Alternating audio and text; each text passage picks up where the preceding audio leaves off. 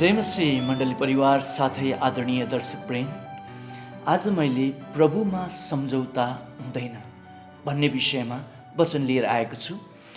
व्यवस्थाको पुस्तक 4 अध्यायको 2 पद पढेर आजको वचनको थालनी गर्नको लागि म गइरहेको छु। बाइबलमा यस प्रकारले लेखिएको छ, मैले तिमीहरूलाई दिएको आज्ञाहरूमा केही पनि घटबड नगर्नु, तर मैले तिमीहरूलाई दिएको परमप्रभु परमेश्वरको आज्ञाहरू पालन गर्नु। र बाइबल धर्मशास्त्रले परमेश्वरको वचनमा घटबड नगर्नु भन्नाले सम्झौता पिटिकै नगर्नु भनेर चाहिँ भनिएको छ। मानिसको बीचमा सम्झौता हुन सक्ला। कोही मानिसले केही कुरा बिक्री गर्दै गर्नुभएको होला, कसैले किन्दै गर्नुभएको होला, उहाँहरूले दाम घटबड गर्न सक्नुहोला। तपाईँकै भनेको मात्रै भएन, तपाईँकै गोरुको 12% भन्ने जस्तो नगर्नुहोस् न भनेर यो प्रकारले सम्झौता गर्ने चलन छ। त्यो मानिसहरूमा गर्दाखेरि त्यो फरक छैन।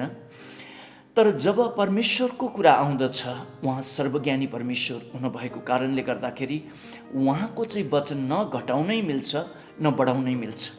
त्यसर्थ आजको वचनमा यो भनिएको हो कि प्रभुको वचनमा हामीले सम्झौता गर्नु मिल्दैन। उदाहरणको लागि म परमेश्वरको समुदाय जो इजरायलीहरू हुन्, उनीहरू मिश्र देशमा गएर दासत्वमा फस्न भएको थियो। उहाँहरूले परमप्रभु परमेश्वरमा प्रार्थना गर्नुभयो। प्रार्थना गर्नु भएपछि उहाँ स्वर्गीय पिताले उहाँहरूको प्रार्थना सुन्नुभयो। त्यसपछि मोसालाई उहाँहरूलाई छुटकारा दिनको लागि पठाइदिनु भयो र मोसा त्यहाँ गइकन जो छुटकारा दिने कामहरू गरिराख्नु भएको अवस्थामा त्यहाँ परमप्रभु परमेश्वरले मिश्र देशमा 10वटा विपत्ति ल्याइदिनु भयो। कारण मिश्र देशको राजा फारोले इजरायलीहरूलाई त्यहाँबाट दासत्वबाट निक्लेर जान दिइरहेको अवस्था थिएन। र मोसाले राख्नुभएको अनुरोध यो थियो कि हामी हाम्रो परमेश्वरलाई आराधना गर्न जान्छौँ, हामी 3 दिनको बाटो जाँदैछौँ भनेर चाहिँ यो प्रकारले अनुरोध गर्नुभएको थियो। तर फारो राजाले पटक्कै मोसाको अनुरोधलाई सुन्नु भएन। त्यसपछि त्यहाँ विभिन्न विपत्तिहरू सुरु भयो र विपत्ति क्रममा चौथो विपत्ति जब झिँगाको विपत्ति मिश्र देशमा आयो, सारा मिश्र देश परि नै झिँगा भयो। त्यस अवस्थामा फारो राजाले मोसालाई बोलाइ पठाउनु भयो र भन्नुभयो, यो झिँगालाई हटाइदेऊ र तिमीहरूलाई म जान दिन्छु भनेर चाहिँ भन्नु भएपछि फारो राजाले एउटा सम्झौता गर्न कोसिस गर्नुभयो परमेश्वरको वचनमा कि उहाँले प्रस्थानको पुस्तक 8 अध्यायको 28 पदमा ठिक छ म जान दिन्छु, तर धेरै टाढो चाहिँ नजानु है भनेर चाहिँ भन्नुभयो। तर यो कुरा मोसा र इजरायलीहरूलाई मान्ने भएन। हामीलाई त परमप्रभु परमेश्वरको भनाइ छ, 3 दिनको बाटो हामी जानै पर्छ। र त्यसपछि फारो राजाले इजरायलीहरूलाई दासत्वबाट यानि परमेश्वरको आराधना गर्नको लागि जान दिनु भएन। र प्रिय दाजुभाइ दिदीबहिनीहरू, अहिलेको अवस्थालाई हामीले विचार गर्दाखेरि जसरी तपाईँले प्रभु येशूलाई मुक्तिदाता भनेर विश्वास गर्नुभयो, पापको दासत्वबाट तपाईँ बाहिर निक्लिनु भयो, यस अवस्थामा दुष्ट आत्माले तपाईँको मनमा ठिक छ विश्वास गर्नु, बाइबल पढेर घरै बस्नु, तर टाढो सङ्गतिमा नजानु, चर्चमा नजानु र आफ्नो विश्वास सम्बन्धी अरूलाई गएर नभन्नु भन्ने जस्तो भावना तपाईँको मनमा ल्याउन सक्दछ। र यही प्रकारको अवस्था यहाँ फारोले मोसालाई भन्दै हुनुहुन्छ, तिमीहरूलाई म जान दिन्छु तर टाढो चाहिँ नजाऊ। र प्रिय दाजुभाइ दिदीबहिनीहरू, यहाँ फारो राजालाई चाहिँ दुष्ट आत्माको चिन्ह मानिन्छ भने मिश्र देशलाई संसार मानिन्छ र यहाँ इजरायलीहरूलाई चाहिँ परमेश्वरको समुदाय भनेर चाहिँ मानिन्छ। र दुष्ट आत्माले जहिले पनि परमेश्वरको महिमा नहोस् भन्ने ऊ चाहन्छ। त्यसले गर्दाखेरि यहाँ मोसालाई फारोले भन्दैछन् कि ठिक छ, लो परमेश्वरको आराधना गर तिमीहरूको परमेश्वरको, तर टाढो चाहिँ नजाऊ भनेर चाहिँ उहाँले भन्दै गर्नुभएको यहाँ हामीले देख्दछौँ। र परमेश्वरको वचनमा फारो राजाले यहाँ सम्झौता गर्न कोसिस गरिराख्नु भएको हामी देख्दछौँ। र यो पछि जब फारो राजाले मोसा लगायत इजरायलीहरूलाई जान नदिनु भएपछि त्यहाँ फेरि अरू विपत्तिहरू आउन सुरु गर्यो। र अरू विपत्तिहरूमा जब असिनाको विपत्ति भएर मिश्र देश तहस नहस भयो, यस अवस्थामा फेरि फारो राजाले मोसालाई दरबारमा बोलाइ पठाउनु भयो र उहाँले भन्नुभयो, लु ठिक छ, अब टाढै पनि जाओ, तर तिमीहरू पुरुषहरू मात्रै जाओ, केटाकेटी र महिलाहरू र धन सम्पत्तिहरू चाहिँ लिएर नजाओ भनेर चाहिँ यो प्रकारको कम्प्रोमाइज, यो प्रकारको सम्झौता गर्नको लागि फारो राजाले मोसाको अगाडि यो प्रस्ताव राखे। र मोसाले भन्नुभयो कि हामी त यो गर्नै सक्दैनौँ, हामी त हाम्रो पुरा परिवार नै परमेश्वरको महिमाको लागि हामी जानुपर्छ भनेर चाहिँ उहाँले त्यसो भन्नुभएपछि फारो राजाले फेरि मोसा लगायत इजरायलीहरूलाई जान दिन भएन।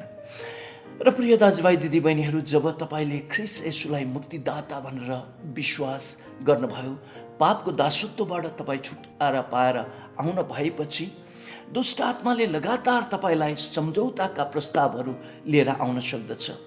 जसरी टाढो नजाओ भन्ने कुराहरूमा तपाईँले त्यसमा जित्नु भएपछि यसपछि फेरि घरको पुरै परिवार सङ्गतिमा नजानु, एकजना गए पुगिहाल्छ नि, त्यही व्यक्ति आएर सबैलाई बताइदिने नि भन्ने जस्तो कुराहरू लगायत यी विभिन्न विभिन्न प्रकारका कुराहरू उसले ल्याएर यो प्रकारले सम्झौता गर्नको लागि उसले कोसिस गराउँदछ।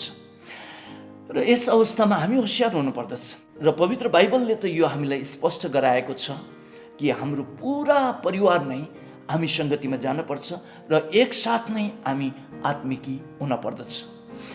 तर दुष्ट आत्माले चाहिँ हामी सबै एकसाथ आत्मिकी होस् भन्ने ऊ चाहँदैन। एकसाथ एउटा परिवार आत्मिकी भएको खण्डमा दुष्ट आत्माले त्यो घरमा मौका पाउँदैन। त्यसले गर्दाखेरि उसले प्रयासहरू गर्दछ। र नयाँ करारलाई हामीले याद गरौँ, एउटा घर जहाँ बेथानीमा थियो र त्यहाँ दुईजना दिदी बहिनी र एकजना भाइ गरेर 3 जना बसोबास गर्नुहुन्थ्यो, मरियम, मार्था र लाजरस। र प्रभु येशू बेथानीमा 7 पटक उहाँहरूको घरमा जानुभएको रेकर्ड छ। र 6औं पटकसम्म लाजरस चाहिँ प्रभु येशूसँग त्यो सङ्गतिमा बस्नुभएको रेकर्ड देखिँदैन।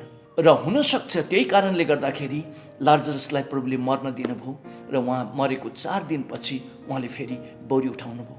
त्यसपछि योनाको पुस्तक 12 अध्यायमा चाहिँ लाजरस, मरियम, मार्था लगायत सबै एउटा घर परिवार पूर्ण रूपमा बसेर त्यहाँ प्रभु येशूसँग सङ्गति गर्दै गरेको हामी देख्दछौँ। र एउटा व्यक्ति सङ्गतिमा बस्नु भएन, एउटा परिवारका सदस्य सङ्गतिमा बस्नु भएन भने त्यो सदस्यलाई दुष्ट आत्माले बिस्तारै बिस्तारै आत्मामा मार्न सुरु गर्दछ र त्यहाँ तपाईँ र त्यो व्यक्तिको बिचमा फासला हुन सुरु गर्दछ। र प्रिय दाजुभाइ दिदीबहिनीहरू, कतिवटा घरेलु सङ्गतिहरूमा जाँदाखेरि ओल्लो कोठामा आमा बुवा हामीसँग घरेलु सङ्गतिमा बस्नुभएको हुँदछ। छोराछोरीहरूलाई चाहिँ पल्लो कोठामा भिडियो गेम खेल्न दिएर यानि टिभी हेराएर राख्नु हुँदछ र हामीले भन्दछौँ कि त्यसो नगर्नुहोस्, परिवार त पुरै बस्नुपर्छ। किनकि दुष्ट आत्माले एउटा परिवारको सदस्यलाई विश्वासमा माथि, अर्को परिवारको सदस्यलाई विश्वासमा तल राखेर यसले फासला ल्याउन कोसिस गर्दछ। त्यो गर्न दिनु हुँदैन भनेर चाहिँ हामी भन्दछौँ। र यहाँ मोसालाई फारोले यही प्रकारको प्रस्ताव राखेको छ, परमप्रभु परमेश्वरलाई आराधना गर्न तिमीहरू पुरुषहरू मात्र जाओ र बाँकी चाहिँ यहीँ नै रह भनेर चाहिँ उहाँले यो प्रकारको सम्झौताको लागि प्रस्ताव लिएर आउनुभएको छ। तर मोसा लगायत हारुनले ती कुराहरू स्वीकार गर्नुहुन्न। त्यसपछि उहाँहरूले जान दिनुहुन्न र फेरि त्यहाँ मिस्र देशमा विपत्ति अरू आउन सुरु गर्दछ। र त्यसपछि जब अन्धकारको विपत्ति हुँदछ, त्यस अवस्थामा फेरि फारो राजाले मोसालाई बोलाइ पठाउनुहुन्छ र अर्को सम्झौताको प्रस्ताव राख्नुहुन्छ।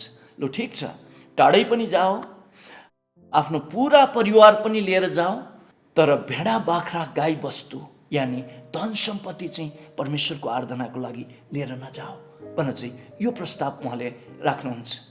तर मोसाले यो प्रस्तावलाई पनि, यो सम्झौतालाई पनि उहाँले इन्कार गर्नुहुन्छ। हामीले त परमप्रभु परमेश्वरलाई आफ्नो धन सम्पत्तिले उहाँलाई इज्जत गर्नुपर्छ, हामीले उहाँलाई बलि चढाउनु पर्ने हुन्छ, यसो हामी पिटिकै गर्न सक्दैनौँ भनेपछि फेरि मोसा र हारुनलाई उहाँले त्यहाँबाट लखेट्नुहुन्छ। र प्रिय दाजुभाइ दिदीबहिनीहरू, जब तपाईँले प्रभु येशूलाई मुक्तिदाता भनेर चिन्नुभयो, पापको दासत्वबाट तपाईँ छुटकारा पाएर परमेश्वरको राज्यमा तपाईँले प्रवेश गर्नुभयो, यस समयमा तपाईँलाई मनमा यानि परिवारका सदस्यहरूबाट दुष्ट आत्माले यो कुराहरू भनाइ ल्याउन सक्दछ। ठिक छ, म चर्च पनि जान्छु, सङ्गति पनि जान्छु, मेरो आफ्नो गवाई पनि म सबैलाई म कसरी प्रभु येशूलाई विश्वास गरेँ भनेर बताउँछु, साथै पुरा परिवारलाई पनि म सङ्गतिमा राख्छु, तर दशंश चाहिँ तिर्दिनँ, भेटी तिर्दिनँ, पहिलो फलले म परमेश्वरको इज्जत गर्दिनँ, साथै मेरो इच्छा भेटीहरू परमेश्वरलाई दिँदिनँ भनेर चाहिँ यो प्रकारको लोभहरू हाल्दिन सक्दछ। र यहाँ तेस्रो अभ्यास यानि तेस्रो प्रयास सम्झौताको लागि फारो राजाबाट मूसालाई यही भएको छ, ल सबै जानुहोस्, टाढै जानुहोस्, तर धन सम्पत्ति चाहिँ छोडिराख्नुहोस्, परमेश्वरलाई धन सम्पत्तिबाट इज्जत नगर्नुहोस् भनेर चाहिँ फारो राजाले यहाँ मूसालाई यही प्रस्ताव राखेका छन्। तर मूसाले यो प्रस्ताव मान्नुहुन्न। प्रिय दाजुभाइ दिदीबहिनीहरू, दुष्टात्मालाई थाहा छ तपाईँको पुरै परिवार आत्मिकी भइसकेको भए तापनि, तर सम्पत्तिबाट फेरि तपाईँले घर परिवार चलाउन सक्नु भएन भने त्यहाँ गनगन हुँदछ। र एउटा परिवार जस परिवारले सृष्टिकर्ता परमेश्वर येशू मसिहा हुनुहुन्छ भनेर चिन्ह भएको छ, त्यो परिवारबाट दशंश भेटी, इच्छादान, पहिलो फलबाट, सम्पत्तिबाट परमेश्वरलाई इज्जत गर्नु भएन भने त्यो परिवारमा पैसा रुपियाँले कहिले पनि पुग्दैन र पैसा रुपियाँको जहिले पनि अभाव हुन्छ। र जब त्यो परिवारमा पैसा रुपियाँको अभाव हुन्छ, गनगन सुरु हुँदछ र त्यो आत्मिकताहरू घटेर जान सक्दछ। र यस अवस्थामा दुष्टात्माले मौका पाउँदछ। त्यसर्थ यस तेस्रो अवस्थामा सम्झौताको प्रस्ताव जो फारो राजाले ल्याएको कुरा चाहिँ यो हो, ल सबै कुरा गरेर तर सम्पत्ति चाहिँ यहाँ छोडेर जाऊ भनेर चाहिँ यो प्रकारले ल्याउनु भयो। त्यसले गर्दाखेरि हामी दुष्टात्माको छलदेखि होसियार हुन पर्दछ र परमेश्वरको वचनमा हामीले कहिले पनि सम्झौता गर्न हुँदैन।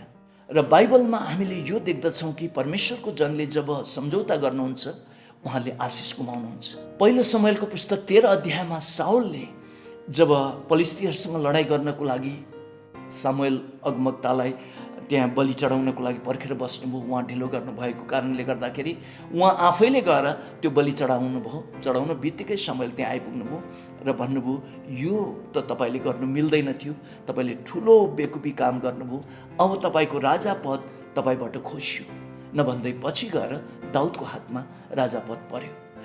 प्रिय दाजुभाइ दिदीबहिनीहरू, जब हामी परमेश्वरको वचनमा सम्झौता गर्दछौँ हामीले आशिष गुमाउँदछौँ।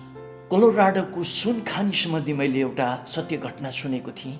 एकजना खानी खन्ने व्यक्तिले सुन खानी खन्दै जानुभयो, धन सम्पत्ति प्रचुर मात्रामा खर्च भयो, उहाँको शरीरमा एकदमै थकावटपना पनि आयो र त्यसो हुँदा उहाँले लास्टमा गएर चाहिँ अब म बन्द गर्छु र अरू कसैलाई यो खन्न दिन्छु भनेर चाहिँ यो निर्णय गर्नुभयो र विज्ञापन गर्नुभयो। कोही व्यक्ति आए तर उहाँको इन्जिनियरले भने कि होइन, तपाईँले अब सुन भेट्नै लाग्नु भएको छ, यो प्रकारको सम्झौता नगर्नुहोस्, शरीरको यो प्रकारको कुराहरू नसुन्नुहोस् भनेर चाहिँ उहाँले भन्नुहुँदाखेरि उहाँले भन्नुभएछ कि तपाईँ इन्जिनियरले जहिले मलाई पहिल्यैदेखि यसो भनेर नै मलाई अहिलेसम्म झुलाउनु भयो भनेर चाहिँ उहाँले भन्नुभएछ।